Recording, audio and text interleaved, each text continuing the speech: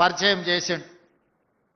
వారి మిత్రుడు Sam Pitroda technology రంగంలోనే కాదు, టెలికాం రంగంలో ఈరోజు మనం ఇంటర్నెట్ అంటున్నాం, వైఫై అంటున్నాం, కంప్యూటర్ అంటున్నాం, క్వాంటమ్ అంటున్నాం, రకరకాల పదాలు మనం పలుకుతున్నామంటే ఆనాటి ప్రధానమంత్రి రాజీవ్ గాంధీ గారు ఈ దేశానికి కంప్యూటర్ని ఇంట్రడ్యూస్ చేయడమే కాదు, వారి వారసత్వంగా ఈ దేశ ప్రధానమంత్రి పివి నరసింహారావు గారు బాధ్యత చేపట్టిన తర్వాత మొట్టమొదట హైటెక్ సిటీని, ఐటీ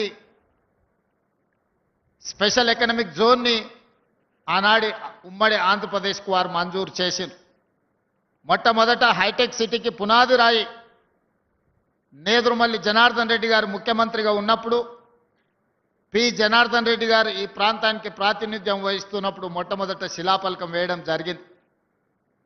వివిధ కారణాల చేత హైటెక్ సిటీ నిర్మాణం జరగక తిరిగి చంద్రబాబు నాయుడు గారు ముఖ్యమంత్రిగా బాధ్యతలు చేపట్టిన తర్వాత మన ప్రాంతం అభివృద్ధి చెయ్యాలి అనంటే మన రాష్ట్ర విద్యార్థులు కర్ణాటకనో మహారాష్ట్రకు పోయి ఇంజనీరింగ్ చదువుకోవడం కాదు, మన ప్రాంత విద్యార్థులు ఇక్కడనే ఇంజనీరింగ్ గ్రాడ్యుయేట్స్గా చదువుకొని కంప్యూటర్ సైన్స్ని అవసోపాన బట్టి కంప్యూటర్ నిపుణులుగా రాణించాలి అని వారు తీసుకొచ్చిన మార్పులు, వారు నిర్మించిన హైటెక్ సిటీ ఈరోజు మనకు లక్షలాది కోట్ల రూపాయల ఆదాయాన్ని రాష్ట్రానికి తెచ్చిపెట్టడమే కాదు, ఈరోజు ప్రపంచంలో ప్రసిద్ధిగాంచిన కంపెనీలు ఈ ప్రాంతానికి రావడం జరిగింది.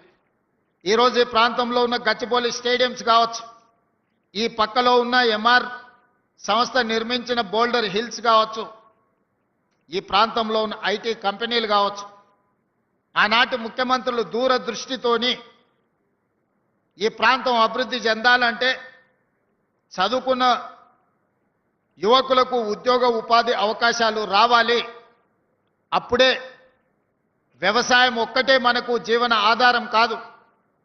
కుటుంబంలో నలుగురు అన్నదమ్ములు ఉంటే ఒకరు వ్యవసాయం చేయాలి, ఇంకొకరు వ్యాపారం చేయాలి, ఇంకొకరు ఐటీ రంగంలో రాణించాలి అని ఆనాడు ఆ ముఖ్యమంత్రులు ఆలోచన చేయడంతో ఈరోజు మనలో లక్షలాది మంది ఐటీ నిపుణులుగా కాదు, అమెరికాలో సిలికాన్ వ్యాలీని మనం ఈరోజు శాసిస్తున్నాం.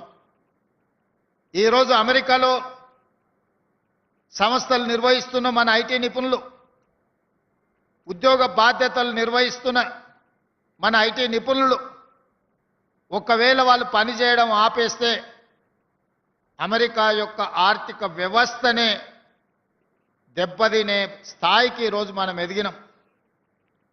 సత్య నాదెండ్ల లాంటి ప్రపంచ దిగ్గజ కంపెనీలకు సీఈఓలుగా మారినరు మన యువకులు అని అంటే ఇది మన అందరికీ గర్వకారణము. ఇంత గొప్ప సాంకేతిక నైపుణ్యాన్ని సాధించిన మనం హైదరాబాద్ నగరాన్ని అట్లే వదిలేద్దామా? ఈ నగరంలో చెత్త పేరుకుపోవడం, మురికి నగరంగా